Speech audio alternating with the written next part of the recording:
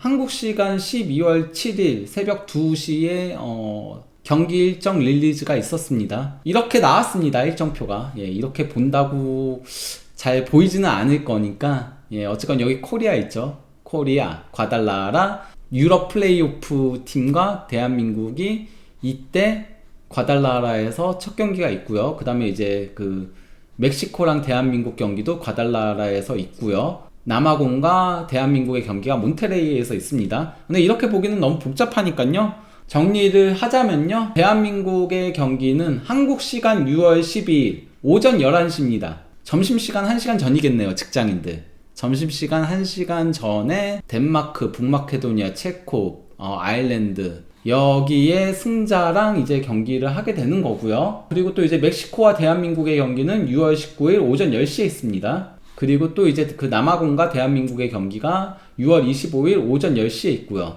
뭐 시간대는 한국에 상당히 좋게 잡힌 거죠. 멕시코 경기 뭐 이렇게 잡혔던 것처럼 하면은 좀 안 좋은 시간대였을 거거든요. 한국한테는 새벽에 있었을 거니까 한국 입장에서는 상당히 잘 잡혔다라고 할 수 있겠습니다. 그래서 뭐 이제 어떤 그룹이 가장 뭐 흥미롭냐 이런 식으로 올라왔는데, 멕시코에서는 로사노, 남아공 손흥민 선수 이렇게 메인 모델로 피파에서 올린 거고요. 근데 이제 우리 일정이 첫 두 경기가 과달라라잖아요. 48,000명을 수용을 하고 해발 1600m 정도 위에 있다라고 했습니다. 그러면은 대략 지리산 정도 된다라고 할 수 있겠는데요. 조별리그 마지막 경기 남아공과의 경기는 이제 그 몬테레이에서 있습니다. 여기는 이제 해발 500m니까 뭐 그렇게 심한 건 아닌데, 이런 가운데 이제 그 뒤에 슬래틱에서 상당히 흥미로운 칼럼이 올라왔거든요. 그러니까 그 고지대에서의 축구의 영향, 월드컵의 영향, 이렇게 해가지고,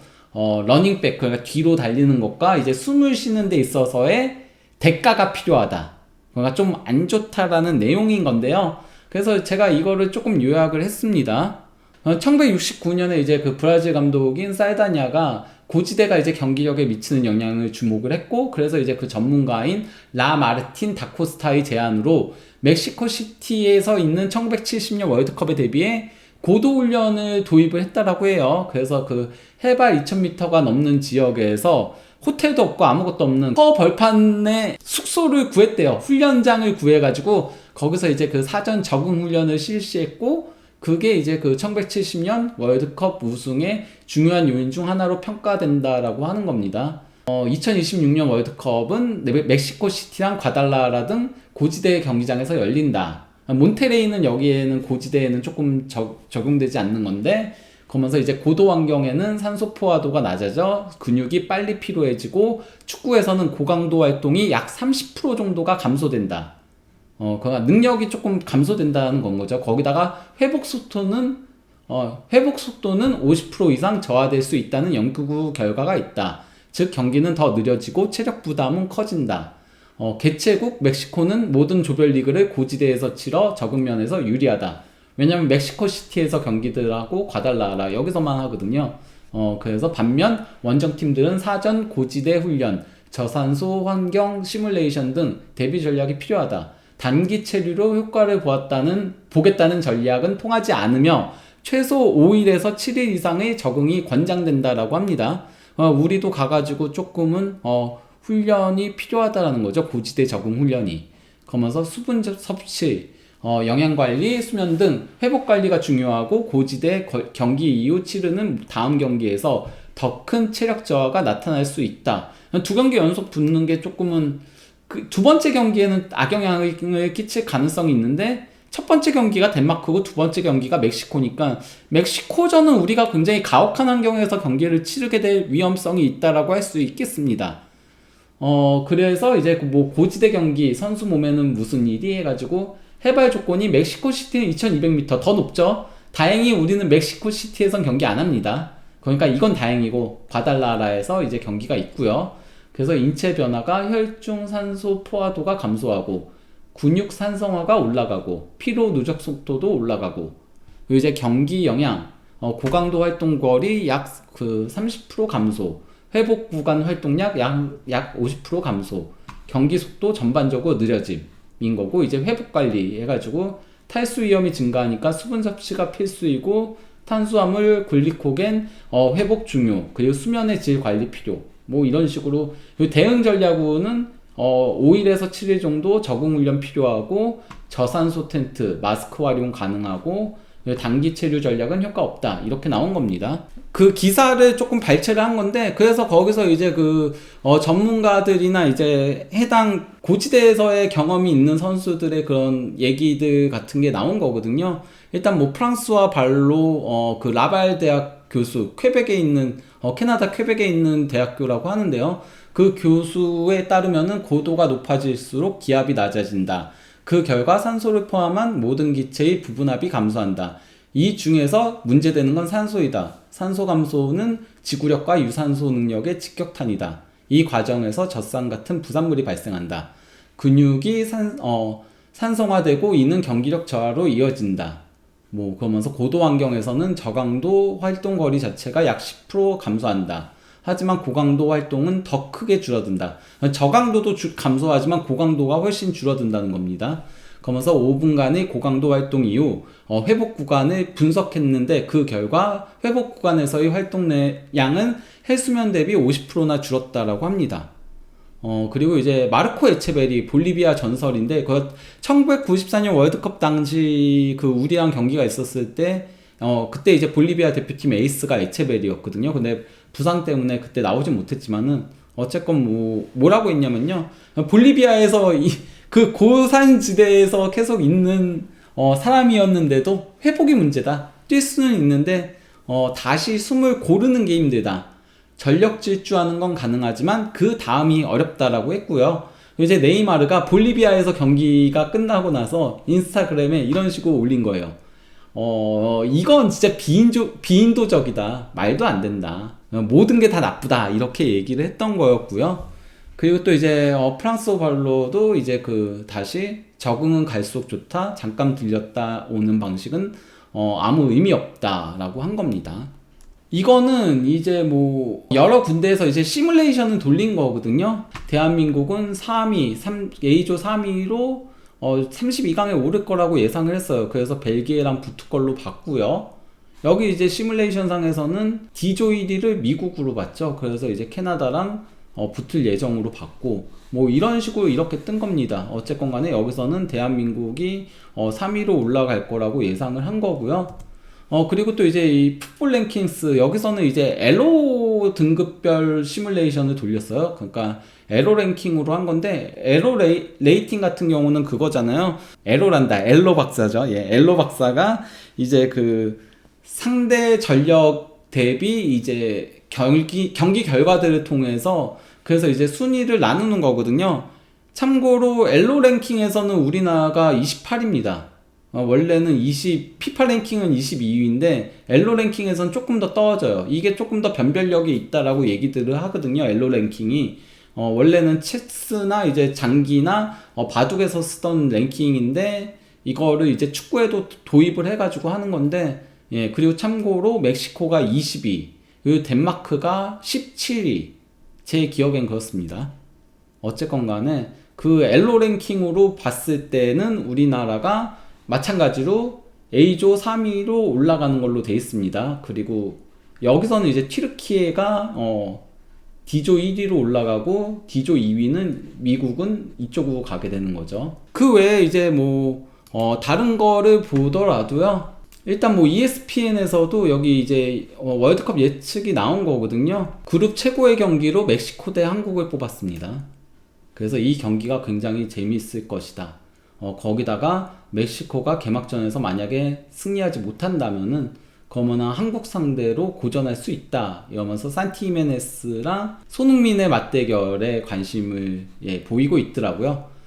그래서 최고의 경기는 대한민국 대 멕시코로 잡았고, 이제 엑스팩터로 보지대 관련된 얘기들과 그리고 또 이제 여기에 인기 같은 것들에 대한 얘기들이 있는 거고요. 멕시코에게 축구는 그냥 축구가 아니다. 그러면서 이제 프레딕션에 대해서 멕시코 1위, 대한민국 2위를 예상을 했습니다. 플레이오프 D가 UEFA 플레이오프 D가 이제 3위, 그 남아공을 최하위로 이렇게 예상을 했고요. 그리고 또 이제 여기는 MBC 스포츠거든요. MBC 스포츠에서 같은 경우는 A조에서는 멕시코, 그리고 유럽 플레이오프 D조에서 승자, 그리고 대한민국이 3위로 올라갈 거라고 예상을 했어요.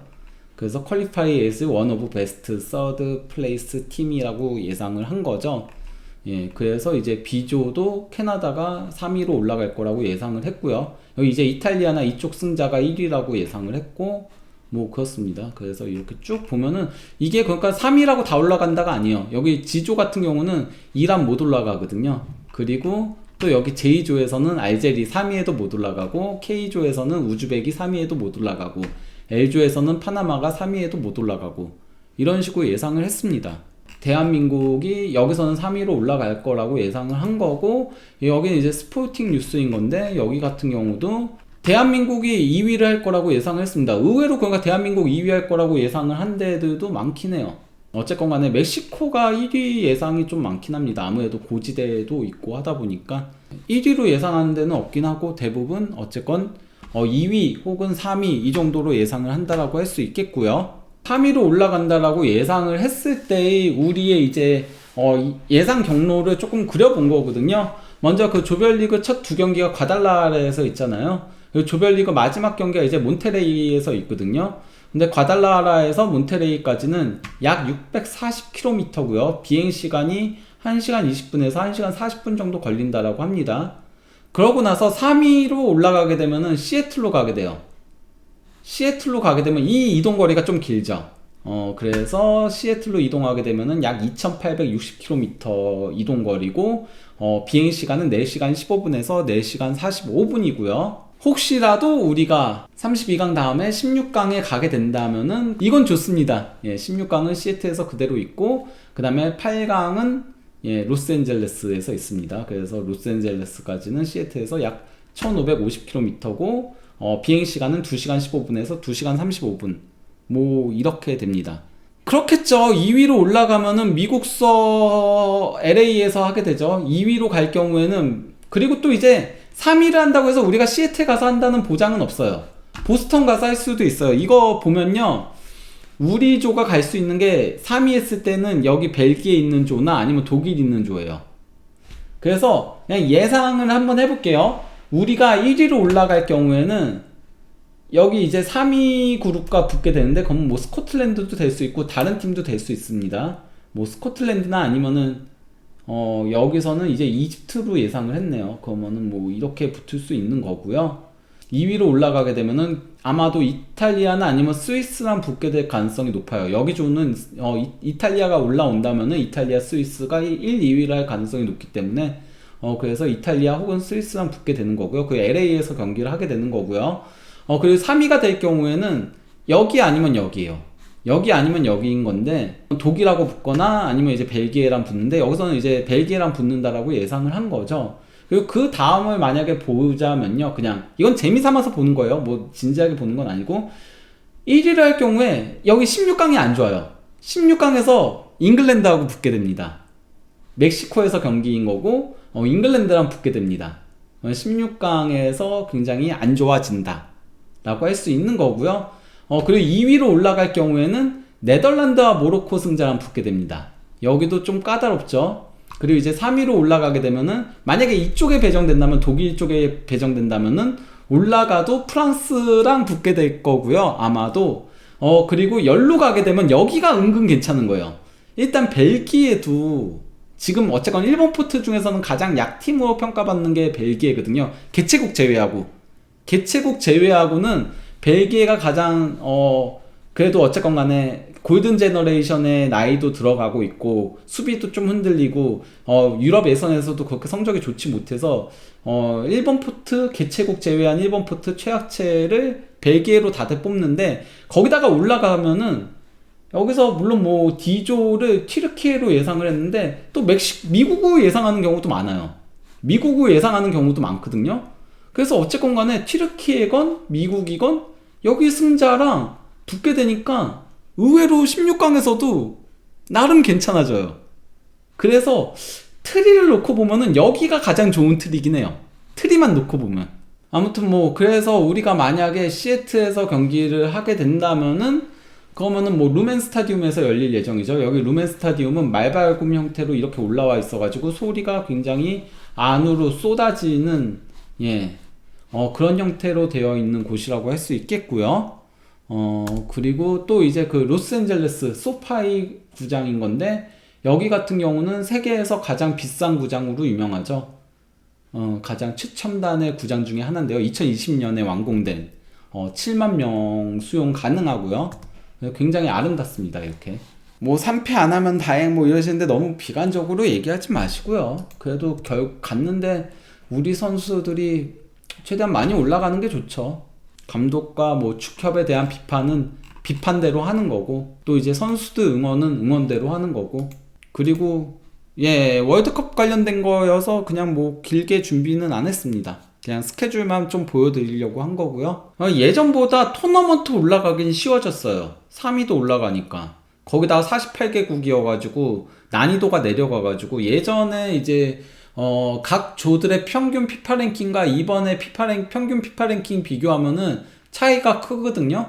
확장됐다 보니까 레벨도 떨어졌고 그 중에 3위까지 올라갈 수 있는 거니까 난이도는 그러니까 토너먼트 가는 난이도는 굉장히 많이 낮아진 건 맞아요. 예전과 비교하면은. 반면에 이제 그 16강 가는 난이도는 예전보다 올라갔다. 왜냐? 토너먼트에서는 강호들과 붙게 되고 단판전이니까.